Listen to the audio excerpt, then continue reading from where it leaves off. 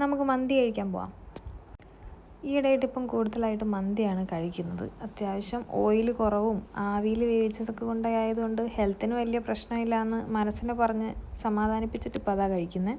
അങ്ങനെ ഞങ്ങൾ പറവൂരുള്ള മജ്ലീസ് റെസ്റ്റോറൻറ്റിലേക്കാണ് വന്നത്. ലാസ്റ്റ് ടൈം കഴിച്ചപ്പോൾ നല്ലതായിട്ട് തോന്നിയുകൊണ്ട് പിന്നെ ഞങ്ങൾ ഇവിടേക്ക് തന്നെ വന്നു.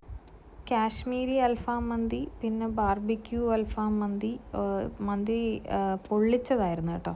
അപ്പോൾ നല്ല ടേസ്റ്റായിരുന്നു. അപ്പോൾ അത് കഴിച്ചു. അമ്മാളുവിനെ കൂട്ടിയില്ലായിരുന്നു. കുംഭമേളയ്ക്ക് പോയതുകൊണ്ട് അമ്മാളുവിനെ എൻ്റെ വീട്ടിലാക്കിയിട്ടാണ് പോയത്. അപ്പോൾ ഇവിടെ നിന്ന് പോയിട്ട് വേണം അവളെ പിക്ക് ചെയ്യാൻ. അപ്പോൾ അങ്ങനെ അതാ പൊള്ളിച്ച മന്തിയൊക്കെ വന്നു. സാധാരണ മന്തി തന്നെ അവരെന്തൊക്കെയോ ആഡ് ചെയ്തിട്ട് വാഴയിലയിൽ പൊള്ളിച്ചതാണ്. നല്ല ടേസ്റ്റായിരുന്നു, ഒരു വെറൈറ്റി ടേസ്റ്റായിരുന്നു.